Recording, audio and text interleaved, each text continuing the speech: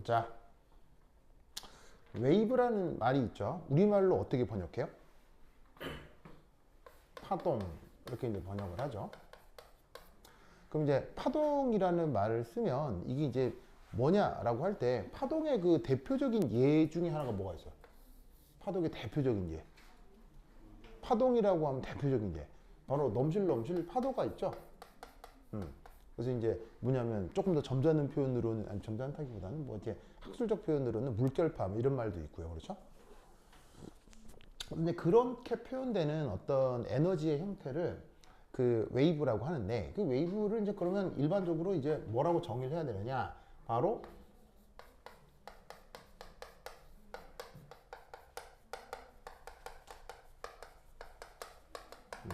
에너지가 전달되는 방식. 아시겠죠? 그래서 에너지는 항상 그 모습을 바꾸죠. 그래서 뭐 마찰열이었다가 뭐 열 에너지가 되고 이런 식으로 에너지는 항상 그 모습을 바꾸는데, 모습을 바꿈과 동시에 어느 지역에 있던 에너지가 다른 쪽으로 갈 수도 있단 말이에요. 그래서 이제 그렇게 에너지가 이동하는 방식을 통틀어서 이제 뭐라고 파동이라고 하면 됩니다. 자, 그런데 이 에너지가 전달될 때는 보통 뭐가 필요하냐면 매질. 자, 매질이란 말 들어본 적 있죠? 매질이 있어야 돼요. 매질이라는 말도 좋은데 영어로 쓰면 이게 미디어거든요. 미디어. 그러니까 이제 약간 직역하면 매개체랄까? 그래서 이 에너지를 전달시키려면 뭔가 수단이 있어야 되는데, 그 수단을 그걸 뭐라고 한다? 매질이라고 합니다. 그래서 뭐 예를 들어서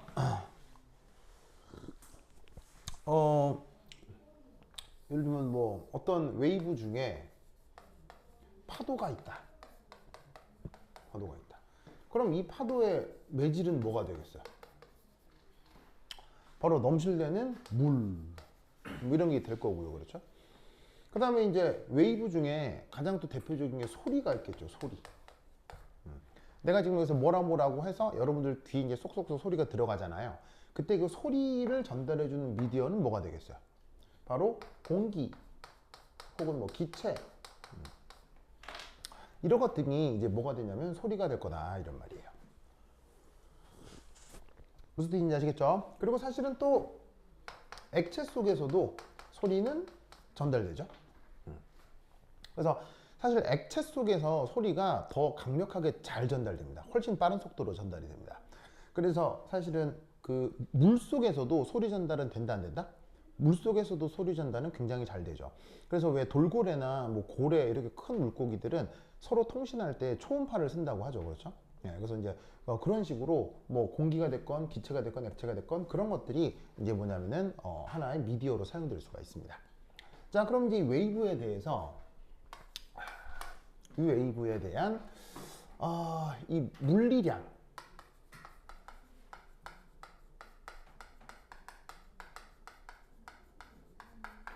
그 웨이브를 표현하는 여러 가지 방식이 있는데, 그것을 이제 수리적으로 한번 표현을 해보도록 할게요. 자, 그래서 이제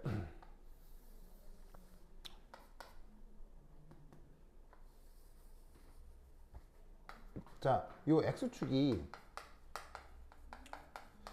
진행 방향이라고 생각을 할 때, 사실은 그게 넘실넘실 되는 파도건 뭐 혹은 소리 뭐건 아니면 또 왜 뭐 그런 것도 있잖아요. 뭐 지진파 뭐 그런 것도 있죠. 그죠? 지진파도 일종의 웨이브잖아요. 그래서 이제 그런 모든 것들의 성격이 뭐 다 같지는 않겠지만, 걔들을 수리적으로 표현할 때 많이 활용하는 게 이런 거죠. 이업,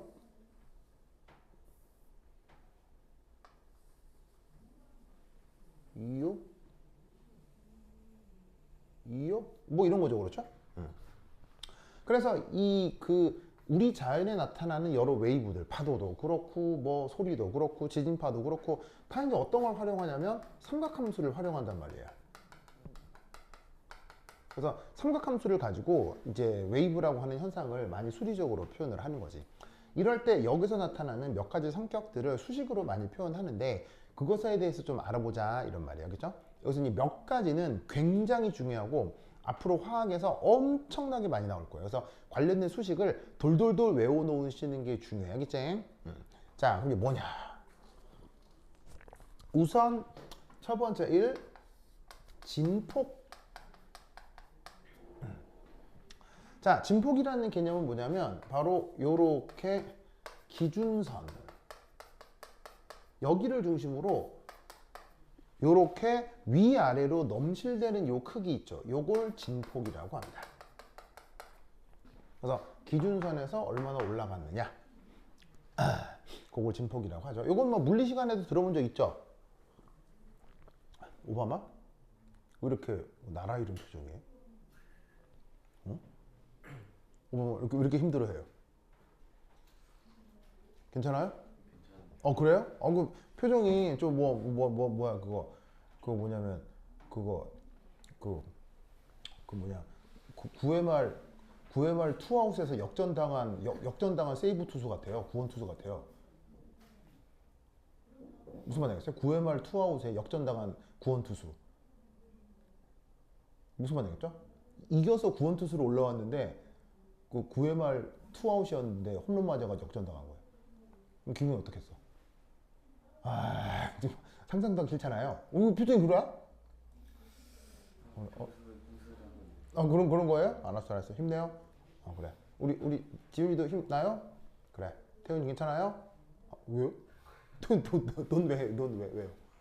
왜? 그래? 힘내줘야겠죠? 그래. 이 사람 참. 자, 그래서 이제 첫 번째 몇 가지 얘기들은 아마 수학 시간이나 물리 시간에 많이 들어본 얘기들 거예요.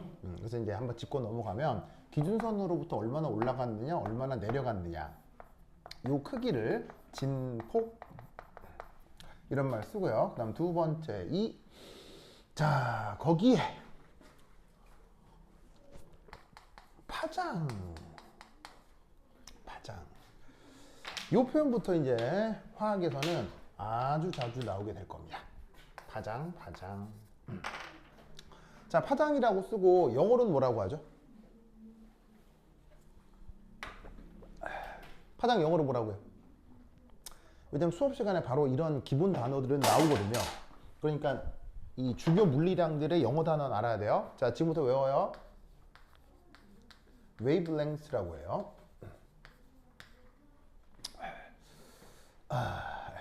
length. 태우 읽어볼까요? 그렇지. 오바마 읽어볼까요? 저기 뭐냐면 저기 그 미국식 후드 영어로 한번 읽어볼까요? 이제 뭔가 약간 스웩을 딱 느끼면서 박자를 딱 실어서. 그래? Bro, wavelength. 자, 해볼까요? 시작. Yo, bro. 시작. 진짜 선생님 시키는 것도 안 하고 진짜 너무한 거 아니에요? 진짜 지훈아 좀 너무하죠, 그렇죠? 뭐라고? 불량. 그래요? 그래? 자, wavelength. 자, 쓸 때 어떻게 쓰냐면 요렇게 표기할 겁니다. 수식으로. 얘는 읽을 때 이제 어떻게 읽냐면 이거 어떻게 읽죠? 이제 요거예요. 그러니까 정확하게 다 읽으면 램브다인데 모음이 겹칠 경우에는 앞에 게 발음이 약해니까 램다라고 읽으면 되죠. 이제 그리스 알파벳인데 쓸 때 한자 들 입자처럼 이렇게 써주시면 돼요. 그렇죠? 그래서 앞으로 웨이블랭스는 이 표현을 많이 쓰게 될 겁니다. 됐죠? 그죠? 이렇게 가시고. 자, 이 웨이블랭스는 뭐냐면 우선 요거예요. 바로 마루에서 그 다음 마루까지 거리. 요게 이제 파장이 되겠죠. 그래서 이제 진행 방향에 대해서 조금 더 이제 표기를 좀 더 해보면 이 옆에서 뭐 이렇게까지 이렇게 진행이 되겠죠.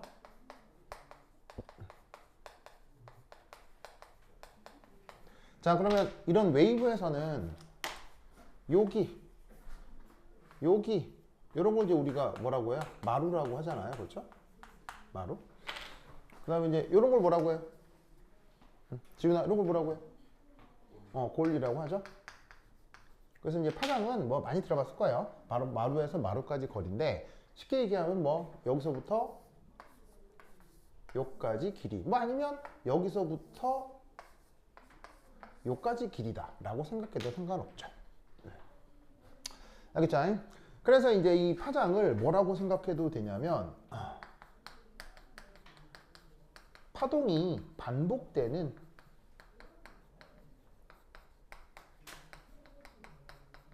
최소 단위다. 이렇게 생각해 볼 수 있겠습니다. 자, 그럼 당연히 이 파장의 단위는 뭐로 표현되겠어요? 파장의 단위는 뭐겠어요?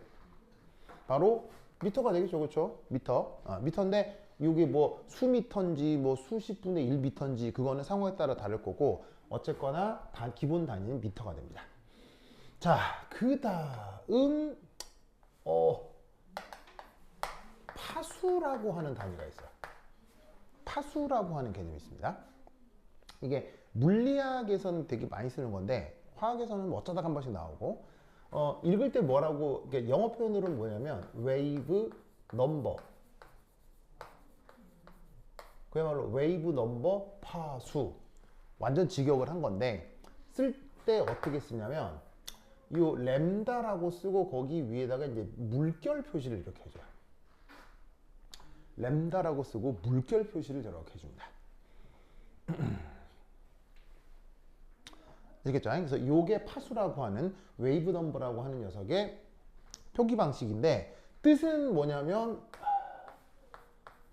짜잔, 웨이브 넘버를 뭐냐면 웨이브랭스를 역수를 취해준 겁니다. 아니 그냥 파장 쓰면 되지 뭘 또 그걸 거꾸로 뒤집어서 또 쓰냐라고 묻는다면 뒤에서 저 파수를 쓰면 좀 편한 분야가 있어요.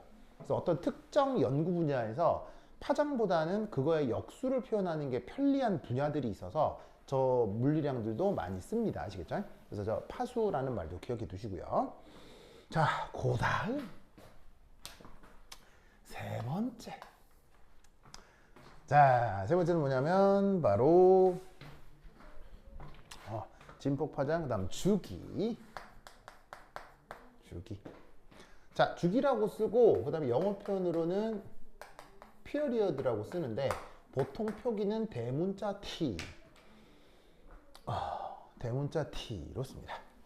자, 얘는 어떻게 되냐면 파동이 한 파장 길이만큼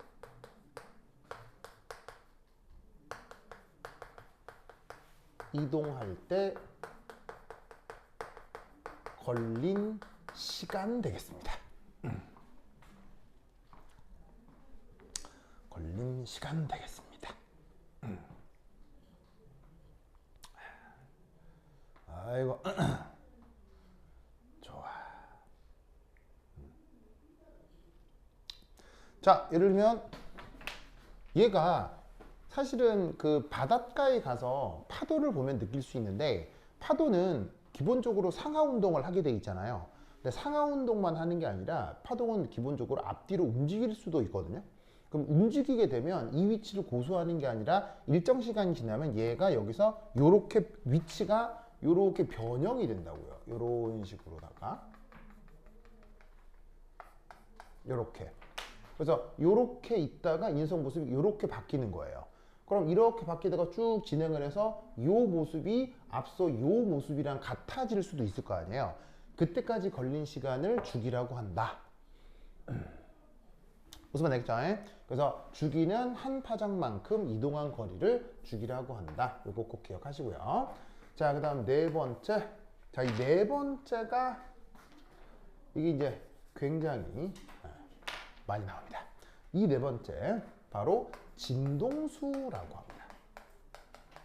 진동수. 자, 영어 표현으로는 frequency라고 해요. frequency. 표기 방식은 앞에 있는 철자 이니셜을 따서 F로 쓰기도 하고 그 다음 요렇게 쓰기도 합니다. 자, 요거 잠깐 보세요. 이거 어떻게 쓰는지 다시 한번 볼게요. 보세요. 어떻게 쓰냐면 읽을 때는 어떻게 읽냐면 뮤라고 읽어요. 알겠죠? 뮤. 아니. 뉴라고 읽어요. 뉴. 알겠죠? 뉴.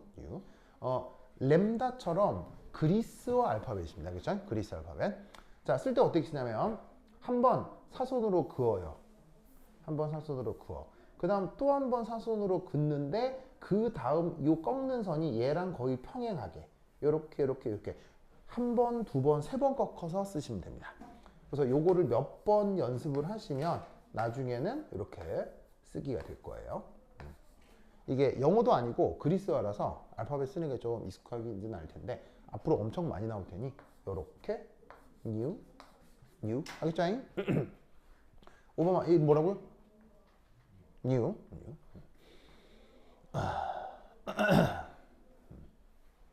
그래서 진동수라는 표현이 있는데 이 진동수를 이제 수식으로 표현을 할 때 F로 쓰기도 하고 U로 쓰기도 해요. 물리학에서 둘 다 쓰는데 어떤 차이가 아니라 물론 뭐 이 차이 안 지켰다고 때리거나 그러진 않아요. 뭐 그러진 않은데 보통 어떠냐면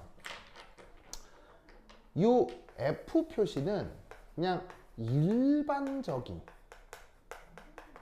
모든 파동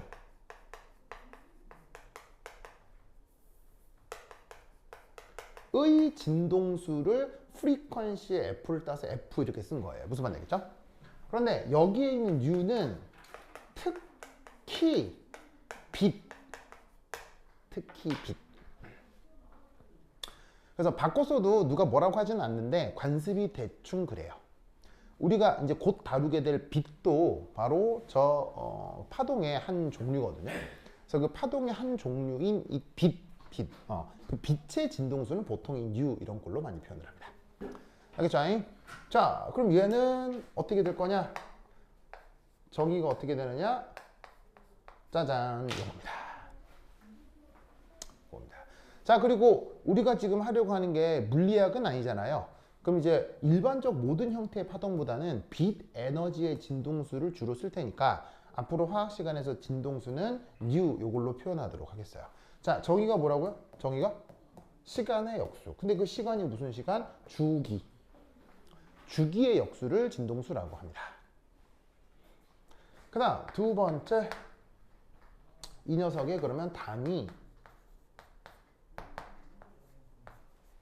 그럼 이 진동수의 단위는 뭐가 되겠어요? 자, 진동수의 단위는 뭐겠어요? 바로 주기의 단위의 역수가 되겠죠. 주기라고 하는 게 기본적으로 무슨 물리량이에요? 시간이잖아요.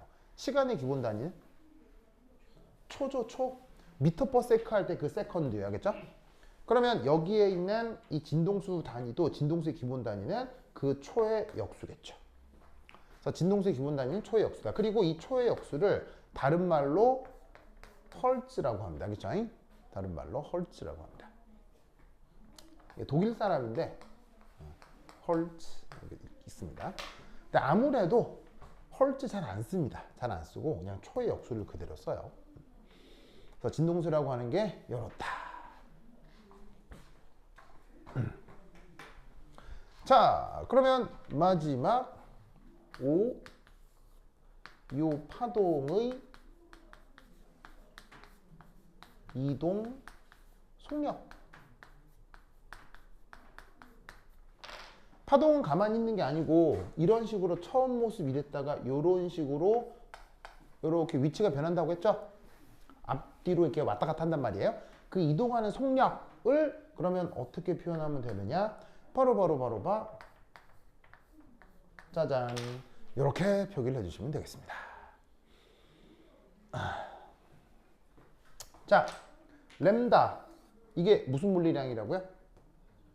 파장이죠, 파장. 자, 파장은 일종의 무슨 개념이에요? 거리 개념이죠.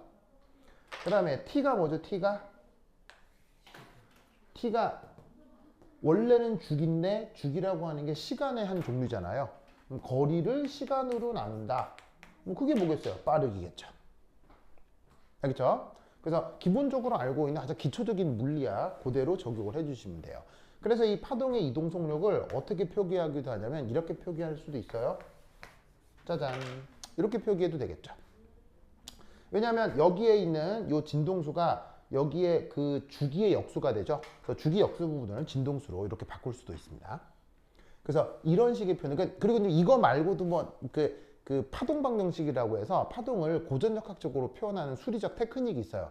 근데 그거는 물리 시간에 나중에 좀 더 배워보도록 하시고, 화학에서는 여기에 있는 요런 표현, 뭐 요런 표현, 요런 정도만 기억하면 충분합니다. 아시겠죠? 자, 그래서 이제 파동을 앞으로 진동수 혹은 뭐 주기 이런 것들로 파동을 표현하려고 한다. 파장 이런 것들로 표현하려고 한다라는 어떤 말 정도만 기억해두면 좋겠어요. 자, 그 다음 두 번째 지훈아 해줄게요. 지켜줄게요. 지우사.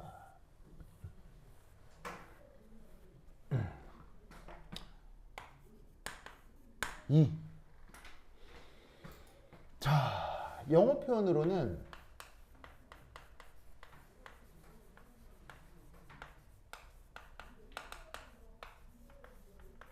짜잔 이렇게 씁니다. 영어 표현으로는 electromagnetic wave예요. 그러면 직역을 좀 해보면 여기 일렉트로는 어떻게 번역하면 되겠어요? 일렉트로는 전기. 그 다음에 magnetic은 어떻게 번역하면 되겠어요? magnetic은 자기. wave는 뭐라고 번역하면 되겠어요? 파동. 이렇게 번역하면 되겠죠? 그래서 얘를 우리말로 줄였을 때 어떻게 쓰느냐? 전자기파. 무슨 말이겠죠? 그래서 원래 영어 단어 electromagnetic wave라는 말이 있는데 그걸 우리말 번역 전자기파 이리 번역합니다. 그럼 이 전자기파라는 게 뭐냐?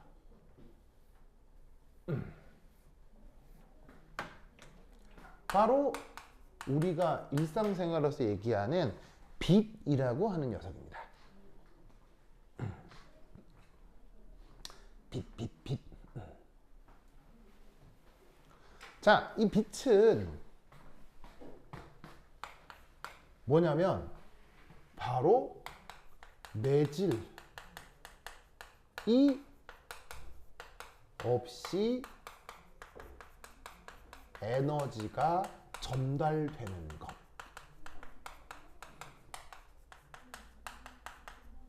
요걸 빛이라고 합니다.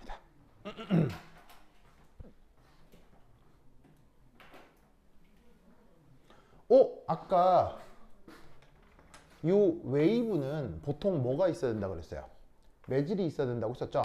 파도는 뭐가 필요하고요? 물이 필요하고요. 소리는 공기나 액체가 필요하단 말이에요. 그런데 빛은 뭐가 필요 없다고요? 빛은 뭐가 필요 없다고? 매질이 필요 없이 에너지가 전달될 수도 있는데 그러한 에너지를 뭐라고 부른다? 빛이라고 하는 거예요. 무슨 말 알겠죠? 그러면 여러분은 매질 없이 에너지가 전달되는 방식을 중학교 물리 시간 때 배웠어요. 그게 바로 뭐예요? 매질 없이 에너지가 전달되는 방식, 그걸 배웠어요. 그게 뭐예요? 중학교 때 배웠어요. 뭐라고? 복사. 복사가 바로 에너지가 매질 없이 전달된다라는 말을 한자말로 복사라고 하는 거예요.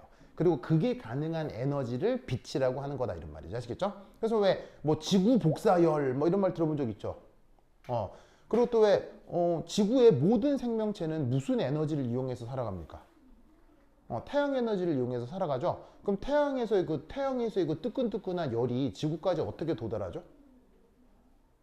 태양에서의 그 뜨끈뜨끈한 열이 지구까지 어떤 방식으로 도달하죠? 방금 여기 있는 복사예요. 왜냐하면 태양하고 지구 사이에는 뭐가 있어요? 뭐 아무것도 없어요. 지구하고 태양 사이에는 뭐가 아무것도 없잖아요. 아무것도 없는데 태양의 뜨끈뜨끈한 열이 지구에 가해지잖아요. 그래서 그런 현상이 있을 수 있겠구나. 그걸 복사라고 하자. 알겠죠? 그래서 그걸 그렇게 복사 형태로 전달되는 에너지를 빛이라고 한다. 혹은 일렉트로매그네틱 웨이브라고 한다. 알겠죠? 자, 복사 영어로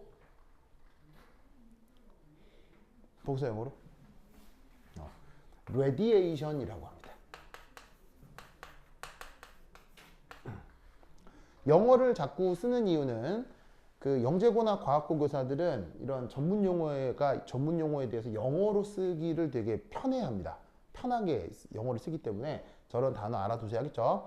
그리고 2학년 2학기 때나 3학년 1학기 때는 그 시험 자체가 영어로 나올 수도 있기 때문에 영어 단어를 이렇게 차곡차곡 공부해 놓으셔야 돼요. 그렇죠? 그래서 일반화학 과정에서는 시험 문제를 영어로 내기도 합니다. 물론 영어로 수업하진 않아요. 그 영재고 과학고 선생님들이 뭐 이렇게 자유롭게 영어로 이렇게 대화가 되는 수준은 아닐 수도 있기 때문에 수업을 영어로 하는 건 아니지만 시험 문제를 영어로 낼 수 있습니다. 무슨 말인지 알겠죠? 그래서 이 복사, 이 레디에이션. 자, 그럼 이제 이때 얘는 뭐냐? 얘는 얘는 두 번째 서로 수직인 교류 전기장과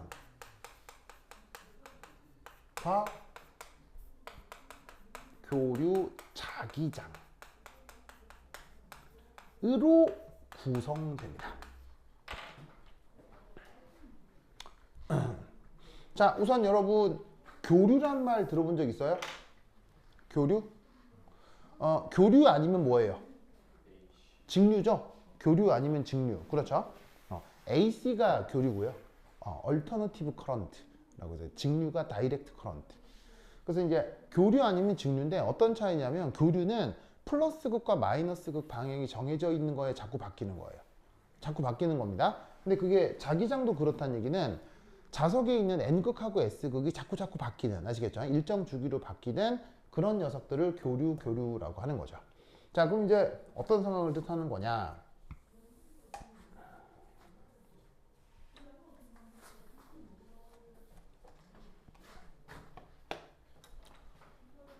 자, 짜잔. 이게 이제 그 빛의 경로. 빛이 이제 어디서부터 이렇게 쭉 진행을 한다고 치겠습니다. 자, 그럼 이제 이것에 대해서 뭘 해볼까? 이압.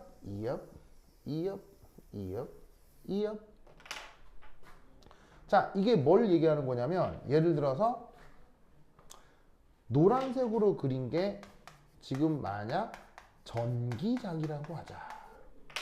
전기장.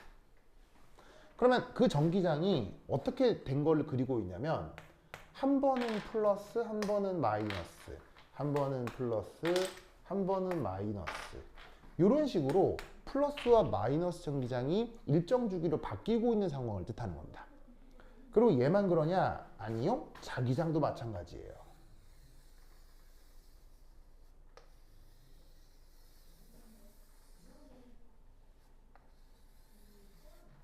자, 그래서 한 번은 N극, 한 번은 S극, 한 번은 N극, 한 번은 S극. 그리고 이때 이 교류 전기장과 자기장기장은 서로 수직. 어떤 상황인지 알겠죠? 그래서 빛이 이렇게 진행을 하는데 전기장이 플러스 마이너스 이렇게 변한다면 자기장은 NS 이렇게 자꾸 바뀐다 이런 얘기죠. 무슨 뜻인지 아시겠죠? 그렇죠?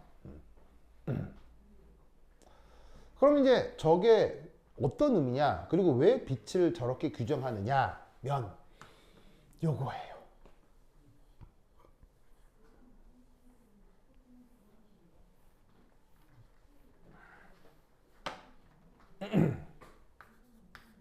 그래서 이제 빛은 물질 안에 들어있는 전자의 상태를 탐구할 수 있습니다.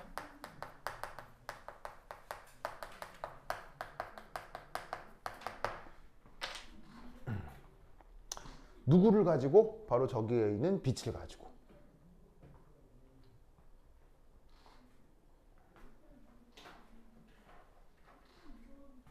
자, 이건 왜 그러냐면 첫 번째 1 전자처럼 전하를 띠고 요런 입자는 가속운동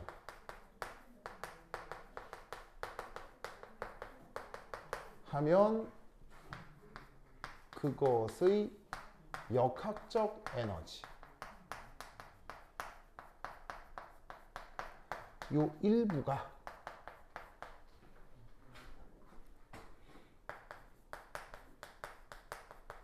빛으로 전환됩니다.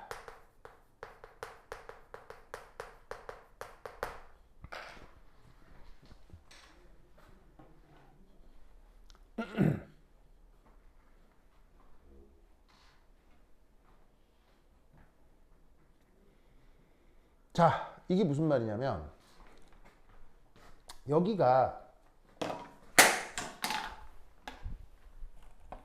이렇게 빛의 경로라고 했잖아요. 그럼 이 빛의 경로에 만약에 어떤 전자가 딱 하니 버티고 있다고 칩시다. 그러면 이 전자에다가 누군가가 빛을 쪼여준 상황이라고 생각해 보자 이런 말이에요. 그러면 이 전자는 마이너스 입자니까 플러스 전기장이랑 관계가 있을까 없을까? 밀접한 관계가 있겠죠, 그렇죠? 왜냐면 마이너스하고 플러스는 인력이 있으니까. 그러면 전자에다가 빛을 쪼여주면 이놈의 전자가 어떻게 되겠어요? 플러스 전기장 쪽으로 끌리겠죠. 그래서 이 전자가 플러스 전기장 쪽으로 끌리는데 얘가 끌려서 움직이는 동시에 그 다음 마이너스 전기장이 다시 한번 얘한테 다가오게 되는 거예요. 무슨 말인지 알겠어요? 왜냐면 빛은 계속 진행을 하니까 전자가 가만히 있다고 치더라도 빛을 쪼여주면 처음에 플러스 전기장으로 끌려서 빛 쪽으로 끌려 나가는데 갑자기 빛은 계속 이동을 하니까 플러스 전기장은 지나가고 마이너스 전기장이 다시 이 전자를 만나게 될 수 있겠죠. 그럼 마이너스하고 마이너스는 어떤 일이 벌어지겠어요? 청력이 생기겠죠. 그럼 이 전자가 어떻게 되겠어요? 플러스 전기장 때문에는 끌렸다가 마이너스 전기장 때문에 다시 밀리겠죠. 근데 그 다음 또 플러스고 그 다음 마이너스고 그 다음 플러스고. 그럼 이 전자가 여기서 뭐 하겠어요? 여기서 진동한다 이런 얘기인 거죠. 무슨 뜻인지 아시겠습니까? 그러면 어떻게 되느냐? 빛 에너지를 받아들인 전자는 뭘 할 수 있느냐? 진동할 수 있습니다.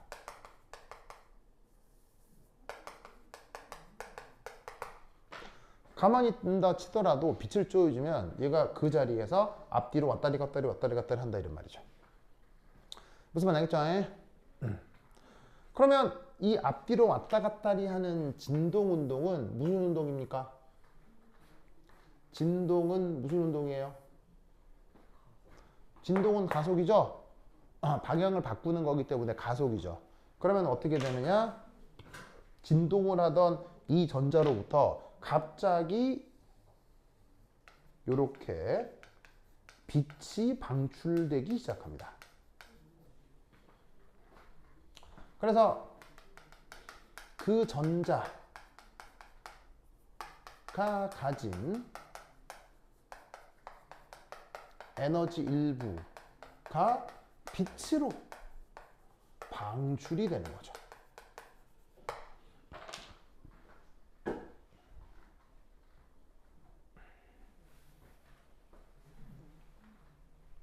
아시겠죠? 그러면 이 방출되는 빛을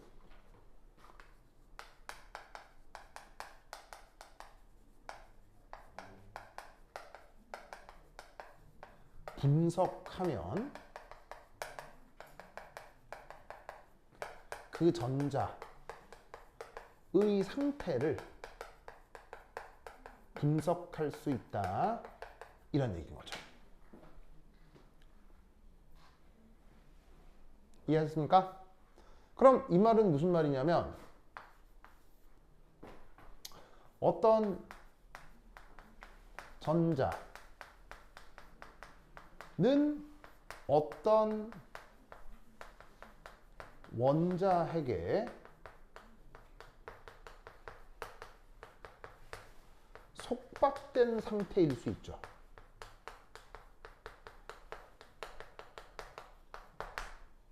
자, 전자가 원자에 속박된 상태를 뭐라고 해요? 전자가 원자핵에 속박된 상태를 뭐라고 해요? 너무 어렵게 얘기했나? 전자가 원자핵에 속박된 상태를 뭐라고 해요? 전자가 원자핵에 속박되어 있는 상태를 뭐라고 해요? 그게 원자죠. 원자핵 구성에는 뭐가 있어요? 원자핵하고 전자가 있을 거 아니에요. 원자핵하고 전자는 인력이 있어요? 청력이 있어요?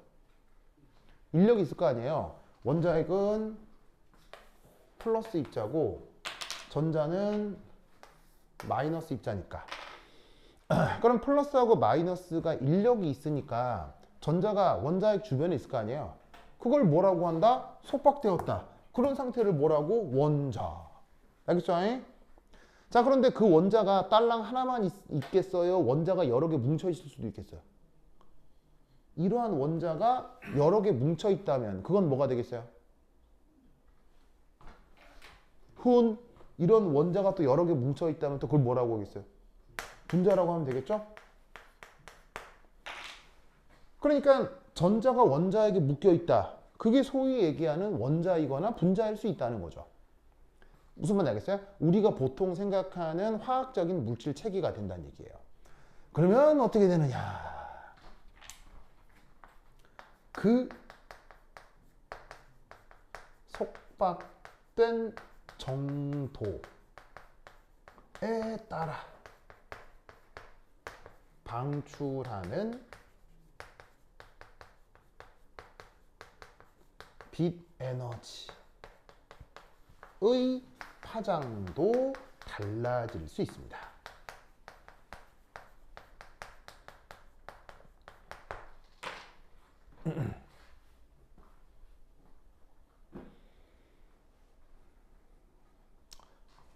자, 지금은 여기 이 전자가 그냥 전자 이렇게 쓴 거잖아요. 근데 이 전자가 어떤 원자에 속해 있다. 그리고 그 원자가 A 원자냐, B 원자냐, 아니면은 뭐 AB, C 분자냐, 여러 가지 상태에 속박되어 있을 수 있잖아요. 그럼 얘가 A 원자에 속해 있겠느냐, B 원자에 속해 있겠느냐, 아니면 C 분자에 속해 있겠느냐에 따라서 방출되는 빛의 종류가 같겠다는 얘기겠어요, 다르다는 얘기겠어요? 달라질 수 있다는 얘기예요. 뭐 어떤 식으로건 달라질 수도 있다는 얘기인 거죠.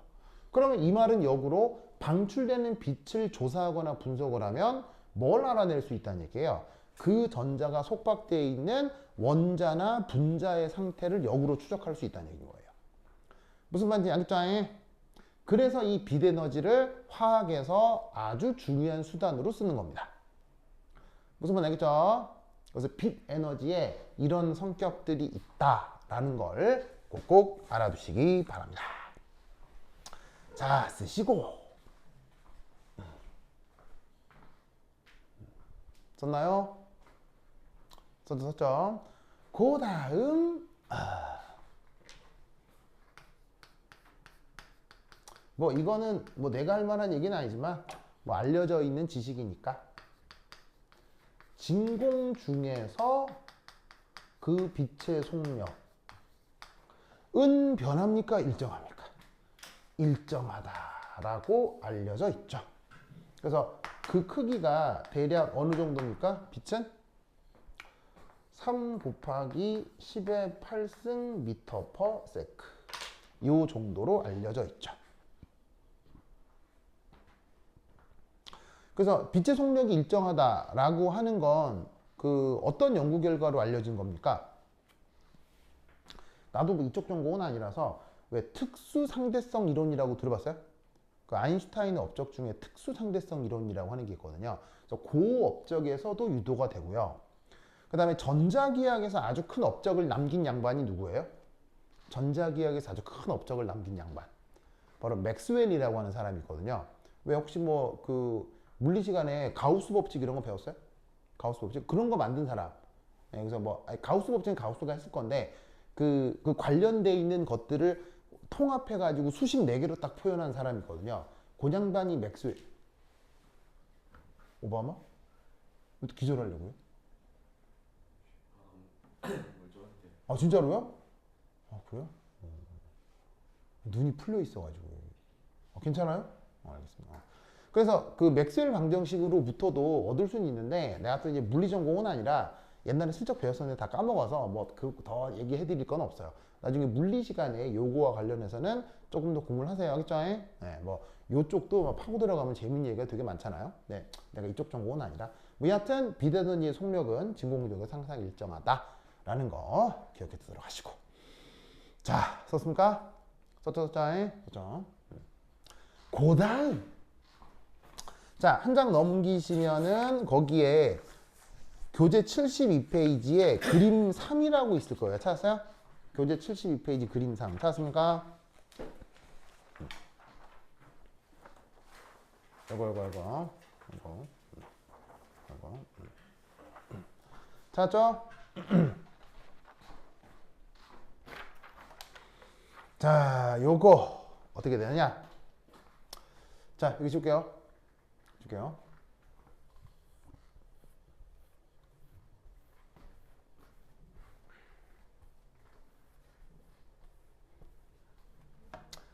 자, 세 번째. 그래서 아까 여기서 했던 것 이 얘기를 다시 한번 떠올려 보면, 아, 이 세 번째가 네 번째구나. 네 번째. 그래서 빛이라고 하는 건 무엇을 연구하는 아주 중요한 수단이라고요? 물질. 무슨 말 알겠어요? 그래서 그 물질의 상태를 빛을 쪼여서 그 내부 상태가 어떤지를 여러모로 탐색할 수 있다 이런 거예요. 알겠죠? 그래서 여러분들이 또 꼭 하나 알아둘 게 바로 이겁니다.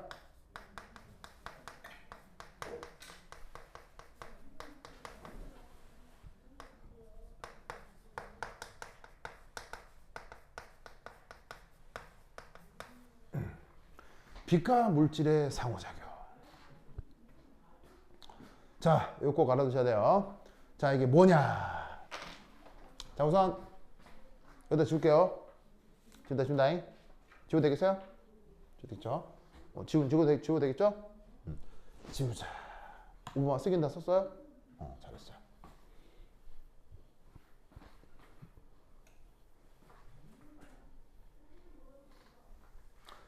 자, 어떤 순으로 하나 적을 거냐면 위쪽에서는 요렇게, 자, 오른쪽으로 갈수록 파장이 커집니다. 오른쪽으로 갈수록 파장이 커집니다. 자, 그리고 여기서 요렇게 왼쪽으로 가면 진동수하고 에너지 상태가 커집니다.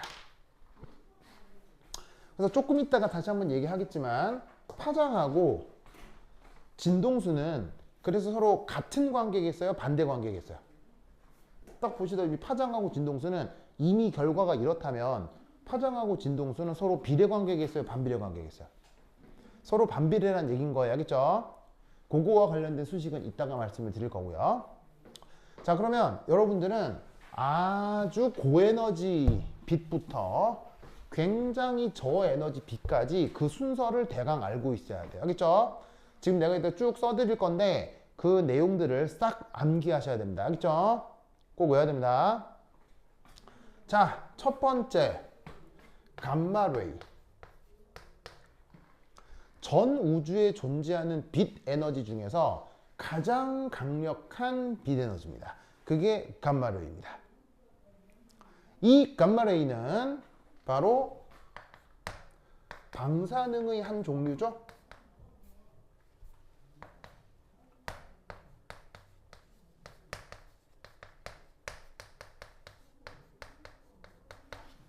그래서 방사능은 알파, 베타, 감마선 3개가 있는데 그 알파, 베타, 감마 중 그 감마, 그 빛 에너지를 감마 레이, 우리말 번역은 감마선이라고 합니다. 방사능이기도 하고 엄청나게 고에너지이기 때문에 생명체가 일정량 이상의 감마레이를 쪼이게 되면 바로 죽습니다. 그렇죠? 굉장히 강력한 빛 에너지입니다. 자, 이 감마레이는 언제 등장하냐면 바로 핵반응이요. 여러분 혹시 왜 핵융합, 핵분열 이런 말 들어본 적 있어요? 그럴 때 출입하는 에너지를 뭐라고? 감마레이라고 합니다. 알겠죠? 그리고 혹시 왜 뭐 천문학에서 뭐 이런 말 들어봤어요? 뭐 초신성 폭발인가?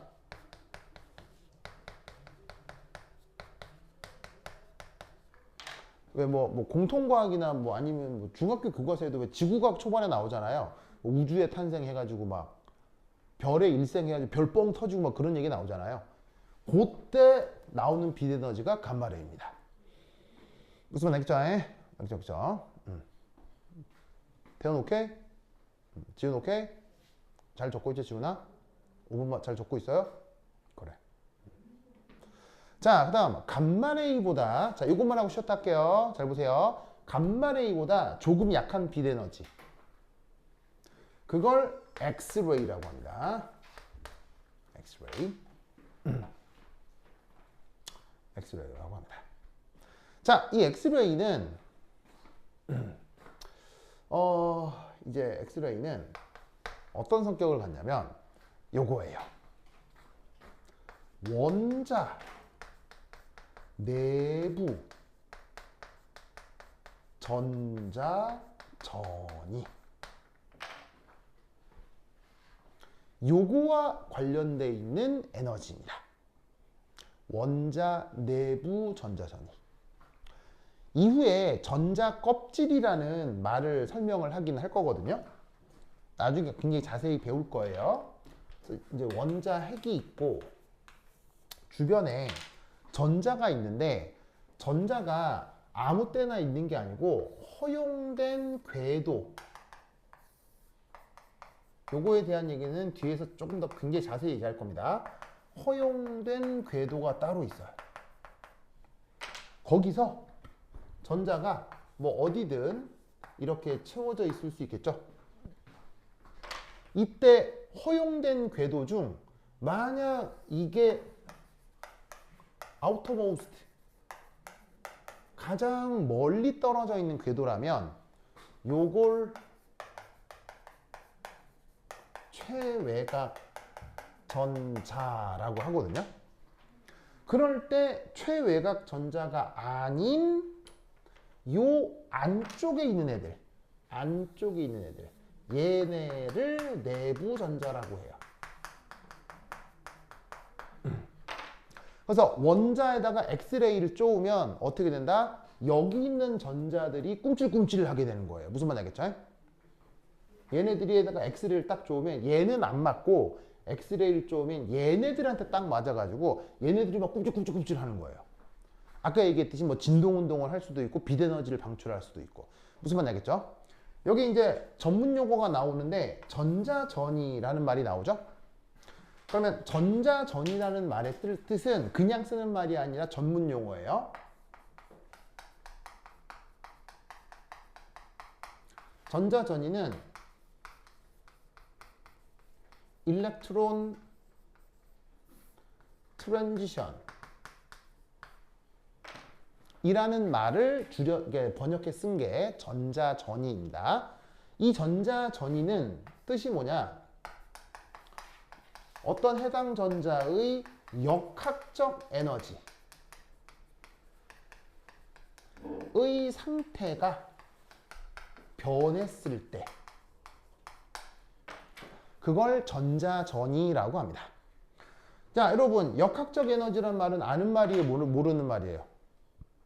역학적 에너지는 아는 말이에요, 모르는 말이에요? 아는 말이죠. 역학적 에너지 뭐에다가 뭘 더한 거예요? 운동 에너지에다가 위치 에너지요.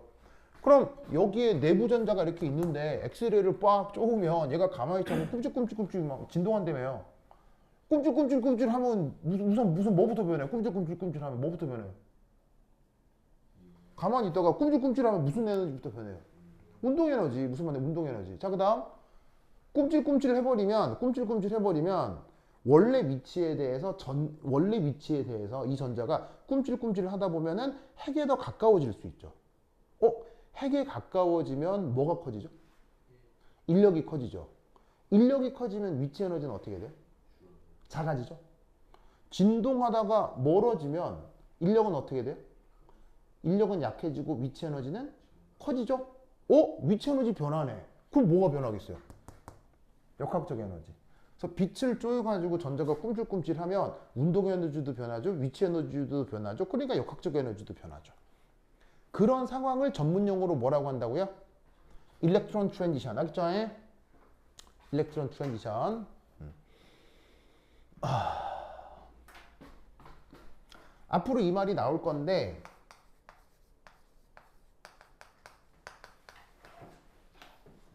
이게 트랜스라는 말의 어근은 왔다 갔다 라는 거예요. 왔다 갔다. 거기 이제 뒤에 TION은 그렇게 될 화자를 얘기하는 거야. 아시겠죠? 한자말로 바꾸면. 그러니까 트랜지션은 그냥 우리말로 바꾸면 왔다 갔다 함이라는 뜻이에요. 무슨 말이죠? 왔다 갔다 함.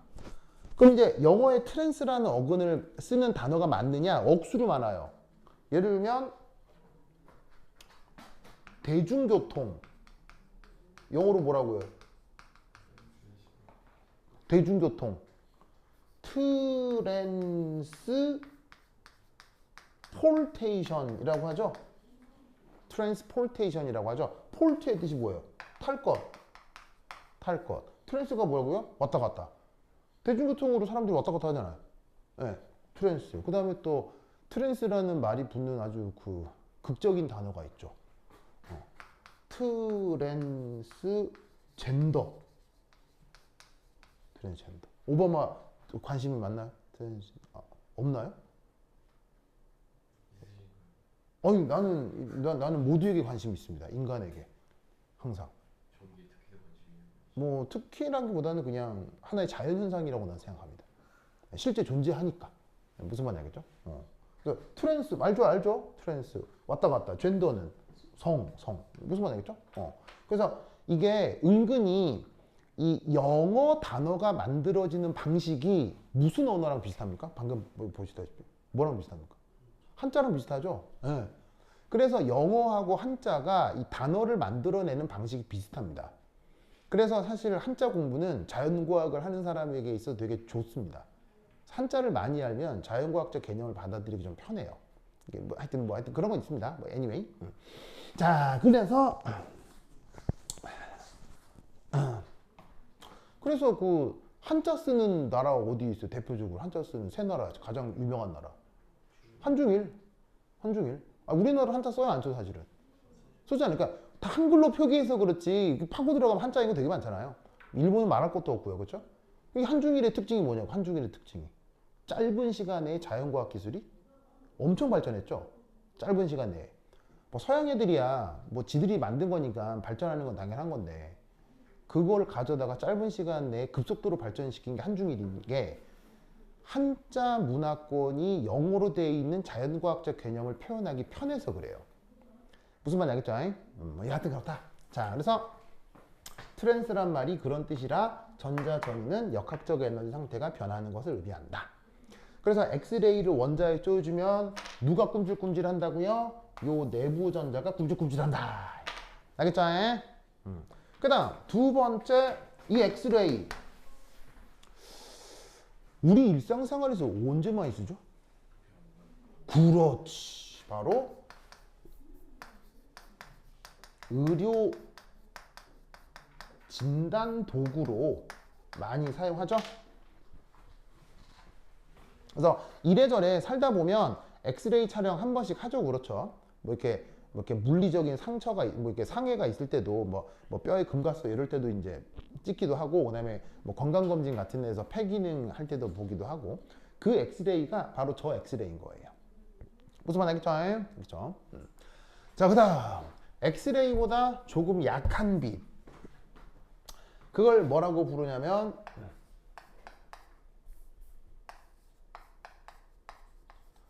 ultra violet이라고 합니다. ultra violet. 우리말 번역은 자외선. 자외선. 이 자외선은 누구랑 같이 생각을 해야 되냐면 visible. 자, visible이라고 쓰고 우리말 번역이 뭐죠? 가시광선. 자, 가시광선에서 나타나는 색깔들을 우리가 관습적으로 뭐라고 표현하죠? 빨주노초 파남보예요. 무슨 말인지 알겠죠? 빨주노초 파남보. 오, 태운수 무지개 색깔 좋았어요. 무지개 좋았어야겠어요? 좋습니다. 자, 빨주노초 파남보. 그게 파장대로 보자면 빨주노초 파남보인데 어디가 빨주노초, 어디가 빨강이고 어디가 파랑일까요? 바로 가시광선은 빨, 주, 노, 초, 파, 남, 보. 요런 순입니다. 알겠죠? 그래서 우리가 가시광선이라고 하는 빛의 영역대가 빨주노초 파남보 이렇게 되는 거예요. 자, 그래서 사실 내가 이렇게 화학을 30년 이상 공부를 해도 자외선 엑스레이 이쪽 파장은 내가 못 외우거든요. 솔직히 못 외우는데 빨주노초 파남보 이거는 파장 영역대를 외우셔야 돼요. 알겠죠? 어떻게 외우느냐? 이거 외워야 돼. 빨강 빛이 대략 700 나노미터의 파장을 가져요. 이거 파장이에요. 파장 700 나노미터. 그 다음 보라색이 400 나노미터의 파장을 가져요.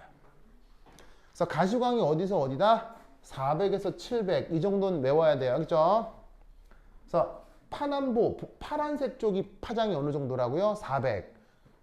빨주노 이게 뭐냐면 빨주노 약간 노리끼리하고 뿔구죽죽한 쪽이 어느 정도라고요? 700. 아시겠죠? 이거 외우셔야 돼. 자, 여기서 나노 이 말의 뜻은 뭐예요? 읽을 때는 나노 이렇게 읽고 뜻은 10의 마이너스 9승을 뜻하는 거죠.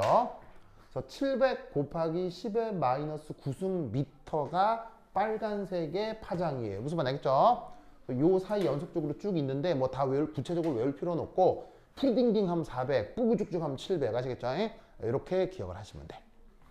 자, 그런데 이 자외선하고 가시광선은 이 두 개가 독립적이라기보다는 두 개가 엮여 있어요.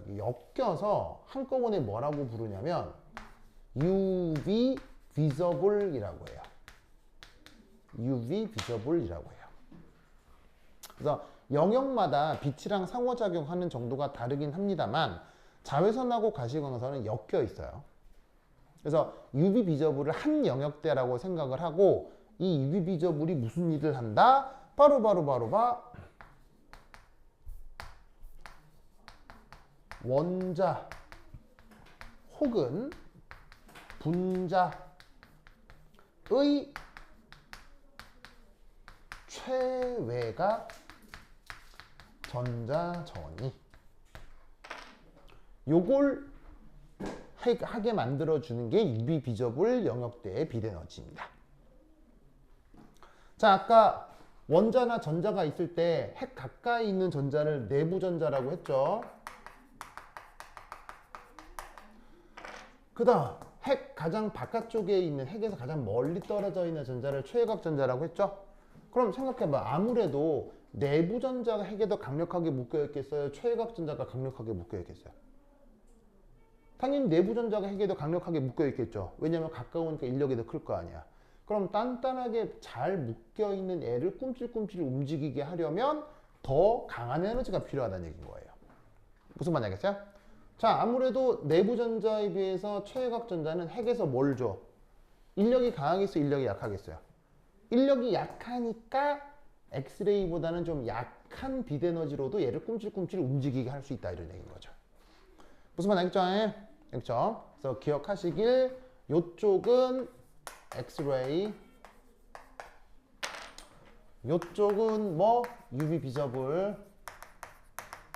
그래서 265, 465 간에 외워야 돼. 알겠죠? 사실 외워야 돼.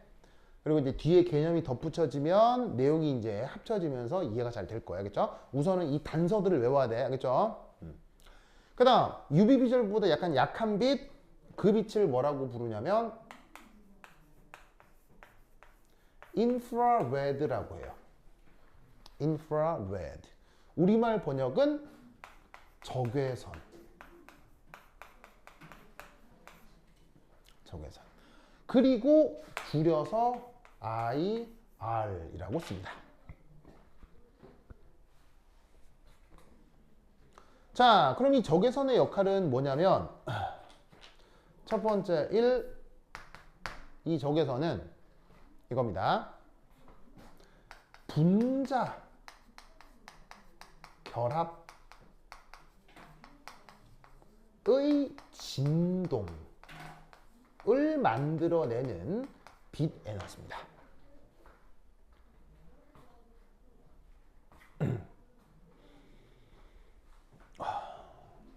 예를 들어서 이렇게 H2O 물 분자가 있다고 칩시다.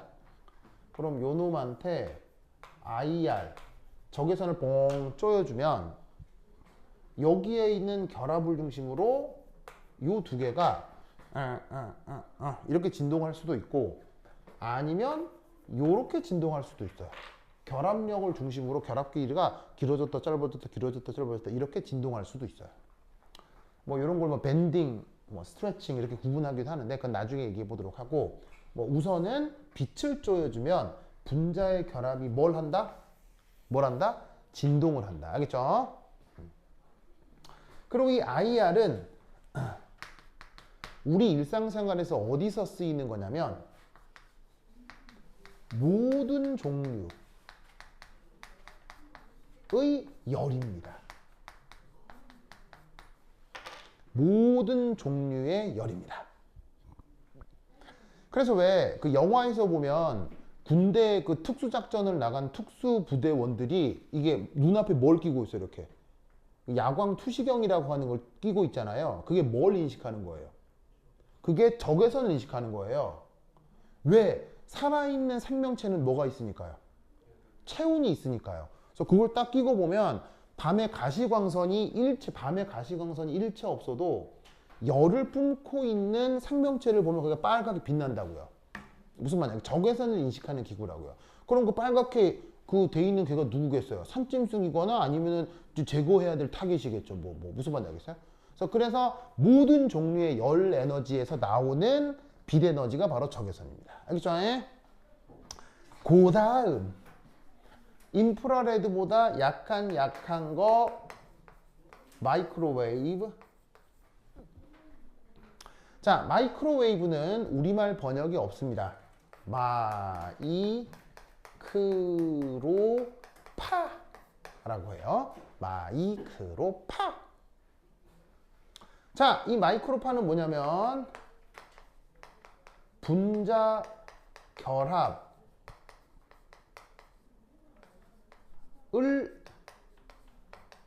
중심으로 하는 너무 말이 너무 길다. 바로 분자 회전을 유도합니다. 분자 회전. 자, 예를 들어서 이 H2 분자에 적외선을 쪼이면 어떻게 된다고요? 이 결합각이 이렇게 진동하거나 결합 길이가 바뀌는 진동, 이런 게 벌어질 수 있는 게 IR 적외선이라면 여기에다가 마이크로웨이브를 쪼이면 얘가 어떻게 된다? 뱅글뱅글뱅글 돕니다. 무슨 말인지 알겠죠? 그래서 IR은 분자 뭐? 진동. 마이크로웨이브는 뭐? 분자 회전. 아시겠죠? 그래서 이 마이크로웨이브가 어디에 활용되죠? 우리 일상생활에서? 전자레인지. 전자레인지가 이거 콩글리시인 거 알죠? 전자레인지 콩글리시예요. 전자레인지 영어로 뭐라고요? 전자레인지 영어로 뭐라고요? 전자레인지가 마이크로웨이브예요. 그래서 영어로 자 봐봐요. 봐봐. 내가 전자레인지를 이용해서 핵반을 데웠다. 영어로 영작해 보세요. 내가 전자레인지를 이용해서 핵반을 데웠다. 영어로 얘기해 보세요.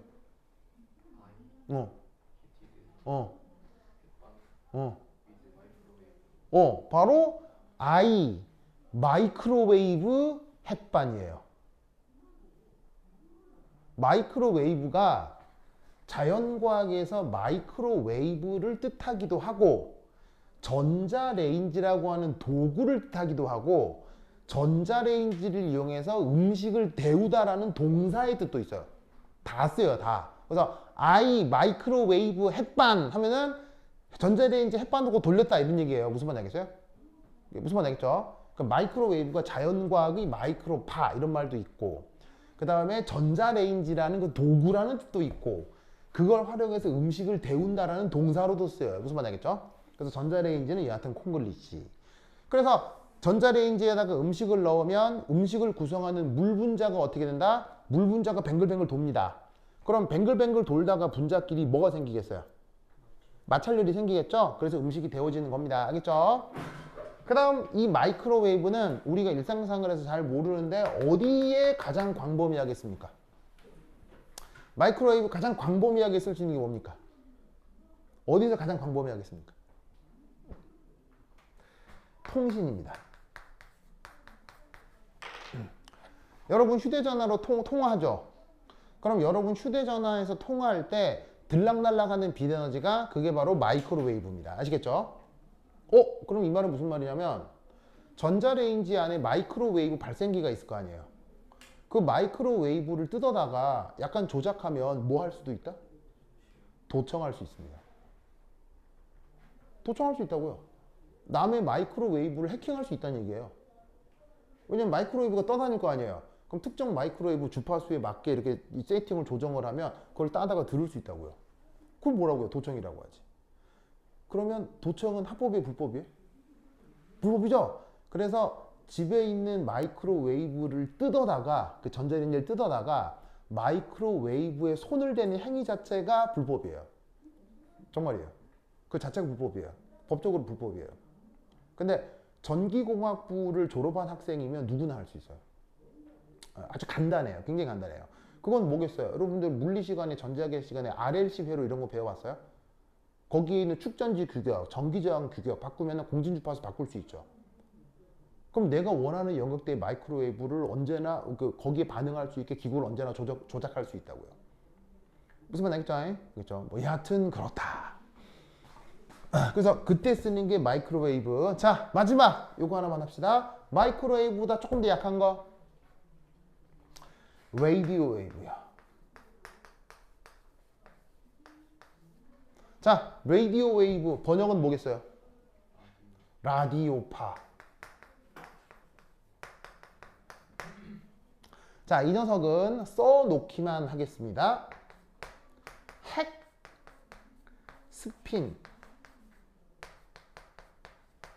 전자 전이.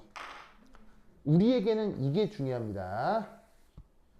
2학년 2학기 화학실험 과정에서 저거 배울 수도 있는데 라디오파를 활용하면 핵이 가지고 있는 스핀이라는 물리량을 바꿀 수 있습니다. 그때 활용하는 게 바로 저 라디오파입니다. 그래서 이 핵스핀 바꾼다, 핵스핀 전자전이에 대해서는 나중에 얘기해 보도록 할 거고 우선 써놓기만 하세요. 알겠죠? 써놓기만 하세요. 이 라디오파 언제 쓰느냐? 혹시 이런 말 들어본 적 있어요? MRI? MRI란 말 들어본 적 있어요? 바로 보통 병원에서 할 수 있는 진단 도구 중에 제일 비싼 애죠. 구동 방식이 뭔지는 몰라도 비싸다는 건 알죠. 그래서 교통사고로 간 사람들 해서 가서 막 팡팡 찍고 하는 게 MRI. 한 번 찍으면 3, 40만 원 정도 나오거든요. 요즘 대한민국 사람들의 경제력으로 3, 40만 원은 글쎄요. 굉장히 비싼 건 아니어도 MRI가 초창기 도입됐을 때만 하더라도 엄청 고가였다고요. 요즘은 좀 떨어진 게 3, 40만 원 수준인데 그래도 그걸 만약 10장씩 찍는다고 그러면 몇백만 원 나오는 거죠. 그래서 사실은 상당히 비싼 도구인데 그 MRI가 뭘 활용한다? 라디오파를 활용한다.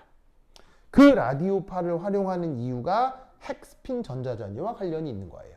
이게 병원에서는 MRI라고 하고요. 실험실에서는 NMR이라고 합니다. 지금은 필기만 해두고 나중에 이 NMR 같은 것들의 원리를 나중에 배울 겁니다. 그 다음 라디오파의 세 번째 성격 뭐겠습니까?